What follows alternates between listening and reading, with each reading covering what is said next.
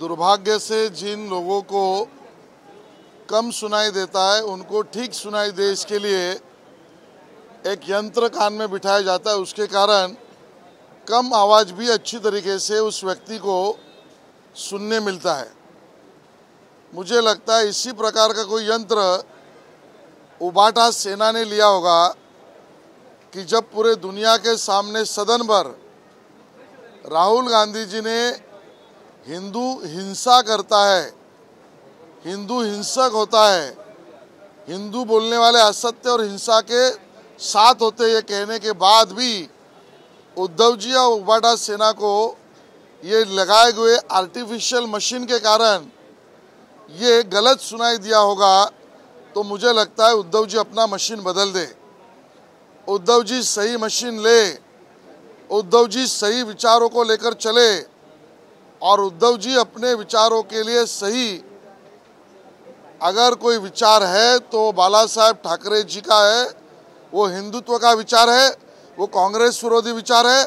और उद्धव जी का विचार और वक्तव्य ये कांग्रेस शरण है और विशेष वर्ग के लोगों के वोट को पाने के लिए तुष्टीकरण का मार्ग है। और इस प्रकार का तुष्टीकरण और स्पेशल लोगों के वोट के लिए उद्धव जी ने राहुल गांधी जी के बयान का समर्थन किया है। हम इसका निषेध करते हैं।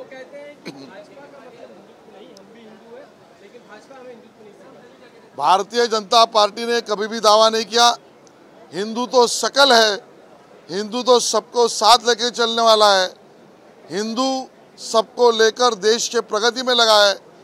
ये बात उद्धव जी राहुल गांधी जी को सिखाने के बजाय राहुल जी से कांग्रेस विचारधारा को वो खुद सीख रहे हैं और हिंदू विरोधी वक्तव्य को आज समर्थन कर रहे हैं।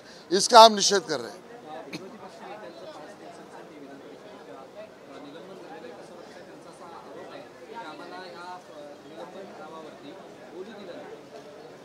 मला वाटतं सभाशास्त्राचं आणि विधान परिषदेच्या कामकाजाचं ज्यांना थोडंही ज्ञान असेल त्यांना ह्या त्यांच्या वक्तव्य आणि आरोपावर हसण्याशिवाय दुसरं काहीच करता येणार नाही। भर सभागृहामध्ये कोणाच्या आई बहिणीवरना शिव्या देणं ही मराठी माणसाची संस्कृती नाही, ही महाराष्ट्राची प्रथा परंपरा नाही। मला वाटतं उबाटा सेनेने मराठी माणसाला जगासमोर लाजवण्याचं काम या शिवराळ भाषेने केलंय, महाराष्ट्राच्या संस्कृतीला अपमानित करण्याचं काम केलंय। जनतेची माफी उद्धवजींनी मागावी अशी माझी मागणी आहे।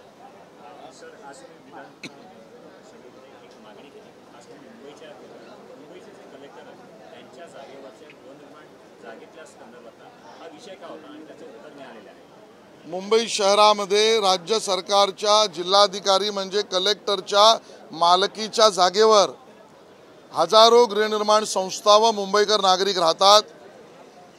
त्या दिलेल्या त्यांना जागा ज्या आहेत त्या वेगवेगळ्या क्लासिफाईड आहेत। त्या क्लासिफाईड असलेल्या अटीतून दिलेल्या जागांवर बांधलेल्या गृहनिर्माण संस्थेत राहणारा मुंबईकर जेव्हा खरेदी विक्री किंवा विकास या सगळ्या बाबतीत जिल्हाधिकारी कार्यालयाकडे येतो त्याला प्रचंड खेटे घालावे लागतात आणि खर्च करावा लागतो।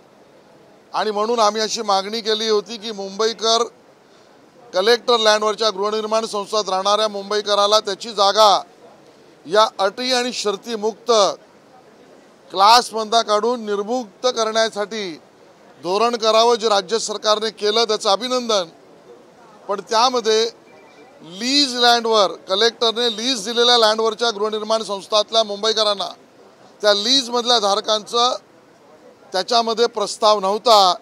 त्या मुंबईकरांना वंचित ठेवू नका।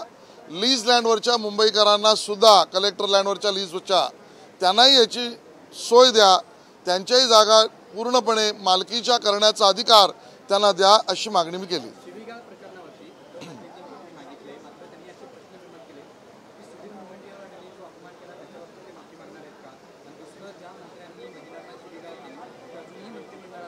सर्वात जास्त महाराष्ट्राच्या संस्कृतीचा, महाराष्ट्राच्या माता भगिनींचा आणि शिवराळपणा जर उद्धवजी कोणी केला असेल तर तुमच्या नेहमी उजव्या बाजूला बसलेल्या विश्वविख्यात प्रवक्त्यांनी केलेला आहे।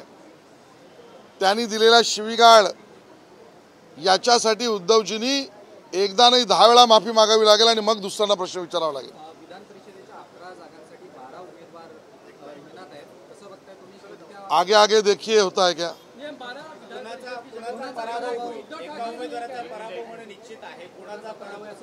महायुती जिंकेल, पराभवाचा श्रेय किंवा अपश्रेय महाआघाडीतल्या तिन्ही पक्षांनी मिळून ठरवावं ही मी त्यांना सूचना करेन।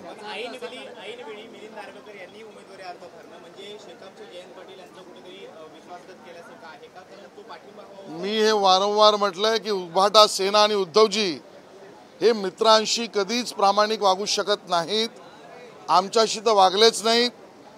त्या ठिकाणी काँग्रेसशी वागले नाही, काँग्रेसही नंतर म्हणाली। आता जयंत पाटलांची बारी आहे।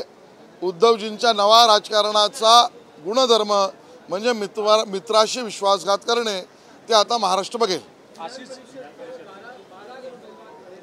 महायुति का जीत पक्का है, पराजय किसका होगा वो महाविकास आघाड़ी के तीनों दल मिलकर आपस में तय करें। लोकसभा सभापतींनी असे केलं की निर्णयाचं वाचन करतो म्हटले आणि थेट निर्णय देऊन टाकला। त्याने कुठेतरी कोणी नीलम गोरे सभापती, तर त्यांनी कुठेतरी पक्षपातीपणा केला किंवा विरोधकांना आपली बाजूच मांडण्यात नाही दिलेली आहे। ज्यांना प्रथा परंपरा आणि सभाशास्त्र कळतं ते 100% जी कारवाई त्या ठिकाणी विधान परिषदेच्या उपसभापतींनी केली आहे त्याच्यावर प्रश्न विचारूच शकत नाही।